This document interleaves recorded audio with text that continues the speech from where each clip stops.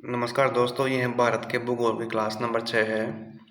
अब तक अपन ने भारत का परिचय और भारत का अक्षांशीय विस्तार देख लिया है। लेकिन अक्षांशीय विस्तार के अंदर अपन आज के इस वीडियो के अंदर मुख्यतया के बारे में बात करने वाले हैं, क्योंकि कर्क रेखा के संदर्भ में अक्सर बहुत सारी परीक्षाओं में प्रश्न पूछे जाते हैं। तो आज के इस वीडियो में अपन कर्क रेखा के बारे में बात करेंगे।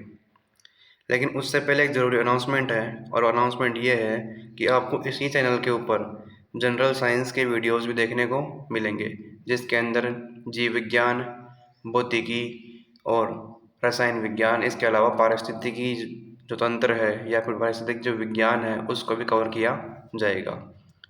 लेकिन साइंस की सीरीज के अंदर सबसे पहले दोस्तों बायोलॉजी की शुरुआत होगी, जिसको बिल्कुल बेसिक से तैयार करवाया जाएगा, और ये सभी परीक्षाओं के लिए उपयोगी साबित होगी। तो आज का इस वीडियो के अंदर जो है अपन अक्षांश के बारे में बात करेंगे। एक बार दोस्तों अपन थोड़ा सा रिवाइज कर लेते हैं। जैसा कि मैंने आपको पहले ही बताया था कि ग्लोब के ऊपर बेसिकली कितनी लाइंस होती है, देख पा रहे होंगे आप यहाँ पर कितनी लाइंस है। ये लगभग 7 लाइंस होती है। मुख्य लाइन, मेन लाइनों की बात कर रहा हूँ दोस्तों मैं। सबसे जो मेन इंपॉर्टेंट लाइन थी वो थी 0 डिग्री भूमध्य रेखा, जिसको अपन क्या बोलते हैं, विषुवत रेखा भी बोलते हैं। नंबर 2 पर है दोस्तों 0 डिग्री के कारण अपना जो अक्षांश है वो 2 भागों में बढ़ जाएंगे, आपके उत्तरी अक्षांश और दक्षिणी अक्षांश। तो 0 डिग्री के जो उत्तर साइड में है वो तो क्या कहलाएंगे, उत्तरी अक्षांश कहलाएंगे वो तो सारे के सारे, और जो दक्षिण में है वो दक्षिण अक्षांश कहलाएंगे। तो दोस्तों 0 डिग्री के ऊपर में जो 23.5 डिग्री उत्तरी अक्षांश है उसको क्या बोलते हैं, कर्क रेखा बोलते हैं। इसके अलावा 66.5 डिग्री जो उत्तरी अक्षांश है उसको क्या बोलते हैं, आर्कटिक वृत्त बोलते हैं। और जो 90 डिग्री उत्तरी अक्षांश है उसको क्या बोलते हैं, उत्तरी ध्रुव बोलते हैं। ऐसे 0 डिग्री के साउथ के अंदर 23.5 डिग्री जो उत्तरी अक्षांश है इसको क्या बोलते हैं, सॉरी उत्तरी अक्षांश नहीं, दक्षिणी अक्षांश, इसको क्या बोलते हैं, मकर रेखा बोलते हैं। ऐसे ही 66.5 डिग्री दक्षिण जो अक्षांश है वो क्या है, अंटार्कटिक वृत्त है। ऐसे ही 90 डिग्री जो अक्षांश है वो क्या है, दक्षिणी ध्रुव है। दोस्तों अक्षांशों का उपयोग जलवायु को डिफाइन करने में भी किया जाता है, तो इसको अपन अच्छे से जलवायु वाले चैप्टर में कवर करेंगे। फिलहाल तो अपन यहाँ पर थोड़ा सा इसका इंट्रोडक्शन ही देखेंगे। दोस्तों एक सबसे महत्वपूर्ण बात, अपना भारत जो है वो 0 डिग्री भूमध्य रेखा से काफ़ी ऊपर है।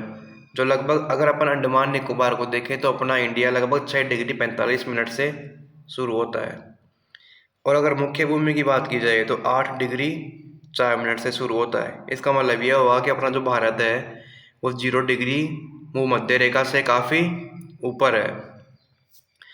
हम जानते हैं कि भारत का विस्तार 8 डिग्री 4 मिनट से शुरू होकर 37 डिग्री 6 मिनट तक है, जो कि समस्त क्या है दोस्तों, उत्तरी अक्षांश है। उत्तरी अक्षांश होने का क्या कारण है, अपना जो भारत है दोस्तों वो लगभग 6 डिग्री पर या फिर 8 डिग्री पर शुरू हो रहा है, लेकिन ये सब भूमध्य रेखा के ऊपर की है, मतलब उत्तरी अक्षांश है। इसीलिए भारत जो है दोस्तों वो उत्तरी अक्षांशों में ही स्थित है। इस कारण भारत भूमध्य रेखा 0 डिग्री से ऊपर है और आर्कटिक वृत्त 66.5 डिग्री से नीचे है। दोस्तों यहाँ पर जो भारत का जो उत्तरतम पॉइंट है जिसको अपन इंदिरा कोल बोल रहे हैं, ये 66.5 डिग्री से काफ़ी नीचे है। और नीचे जो अपना कन्याकुमारी है या फिर इंदिरा पॉइंट है दोस्तों, ये भूमध्य रेखा से क्या है, थोड़ा सा ऊपर है। इसका मतलब ये हुआ कि अपना जो भारत है दोस्तों वो भूमध्य रेखा और आर्कटिक वृत्त इन दोनों के बीच में स्थित है। इस कारण कहा जा सकता है कि भारत से केवल 23.5 डिग्री का रेखा ही गुजरती है। ठीक है दोस्तों, ये डॉट डॉट लाइन जो आपको दिख रही है दोस्तों, ये क्या है, 23.5 डिग्री उत्तरी अक्षांश, इसको अपन क्या बोल रहे हैं, कर्क रेखा भी बोल रहे हैं।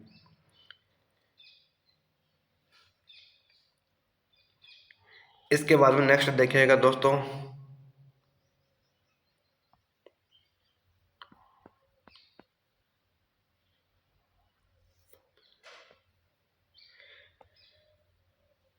हाँ नेक्स्ट है भारत में कर्क रेखा 8 राज्यों से होकर गुजरती है। दोस्तों ये जो आपको डायग्राम में लाइन दिख पा रही है, यह है कर्क रेखा 23.5 डिग्री उत्तरी अक्षांश। यह कितने राज्यों से होकर गुजरती है, 8 राज्यों से।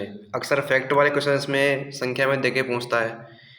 इनमें से कौन कौन से राज्य शामिल है? गुजरात है, राजस्थान है, मध्य प्रदेश है, छत्तीसगढ़ है, झारखंड है और पश्चिम बंगाल है, त्रिपुरा है और मिजोरम है।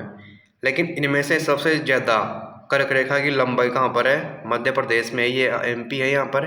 तो कर्क रेखा की सबसे जो मैक्सिमम लंबाई है वो है कहाँ पर है? मतलब एमपी में है। इसके अलावा सबसे कम लंबाई कहाँ पर है दोस्तों? राजस्थान में है।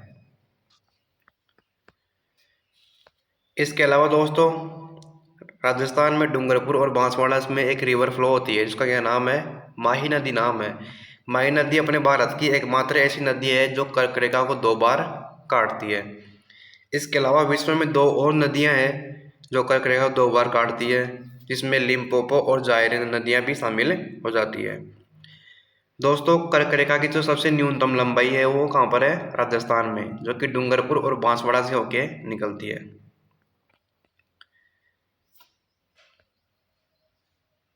कर्क रेखा की न्यूनतम लंबाई कहाँ पर है? राजस्थान में, डूंगरपुर और बांसवाड़ा में है। अक्षांश के कारण जलवायु का क्या होता है दोस्तों? निर्धारण भी होता है, जिस कारण कर्क रेखा से ऊपर भारत की जो जलवायु है यहाँ पर कैसी है? शीतोष्ण जलवायु है या फिर उष्ण जलवायु है? तो यहाँ पर कैसी है? शीतोष्ण जलवायु है दोस्तों, शीतोष्ण यानी सर्दी भी और गर्मी भी। लेकिन दक्षिण भारत के अंदर यहाँ पर कैसी जलवायु है दोस्तों? उष्ण कटिबंधीय जलवायु है, जिसको अपन जलवायु वाले चैप्टर के अंदर विस्तार से पढ़ने वाले हैं। इसके बाद में कर्क रेखा की जो लंबाई है दोस्तों यहाँ से लेके और यहाँ तक जो लंबाई है वो कितनी है? लगभग 3214 किलोमीटर है।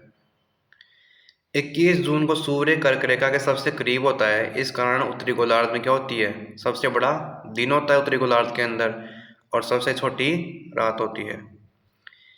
इसको भी अपन दोस्तों जलवायु वाले चैप्टर में अच्छे से कवर करेंगे। तो इस वीडियो के अंदर सिर्फ इतना ही था, क्योंकि यह अक्षांश का कुछ पार्ट था जो बच गया था।